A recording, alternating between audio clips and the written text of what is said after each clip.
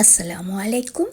Hi மக்களே, இங்கே நீங்கள் பார்க்குறது 5 நிமிஷத்தில் டப்பு டிப்புன்னு ரெடி பண்ணக்கூடிய யோகட் கேக். 2 கப்ஸ் யோகட் வாங்கிட்டோம்னா மற்றதெல்லாம் சாதாரணமாக ஒரு வீட்டில் இருக்கக்கூடிய இன்க்ரீடியன்ட்ஸ் தான்.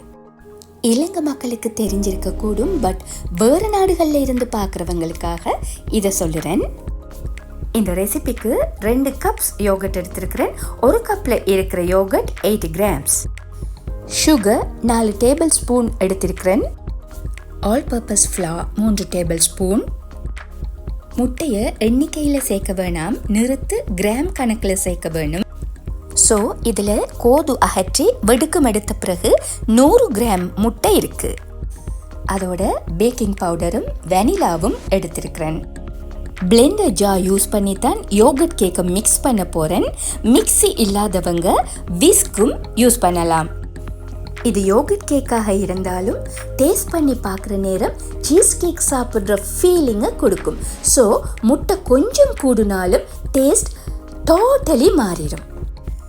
100 கிராம் முட்டை சேர்த்த பிறகு 2 கப் யோகட் ஆட் பண்ண போகிறேன். அதாவது 160 கிராம்ஸ் யோகட். இப்போ வெனிலா 1 டீஸ்பூன் சேர்த்துக்கொள்வோம். 3 டேபிள் ஸ்பூன் சுகர் ஆட் பண்ணுறேன்.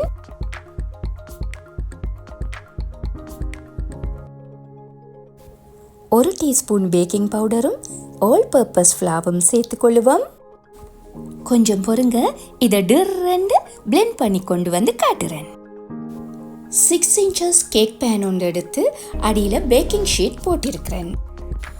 ப்ரீ ஹீட் பண்ணின ஓவனில் 180 டிகிரி செல்சியஸ் சூட்டில் 15 தொடக்கம் 20 நிமிடம் பேக் பண்ணி எடுத்திருக்கிறேன்.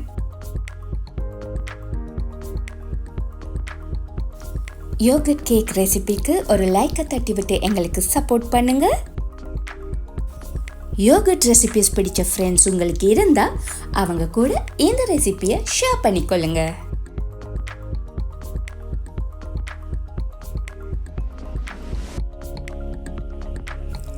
ஓகே மக்களே, இன்ஷா அல்லாஹ் இன்னொரு நல்ல ரெசிபி வீடியோவோட உங்களை சந்திக்க வருவேன்.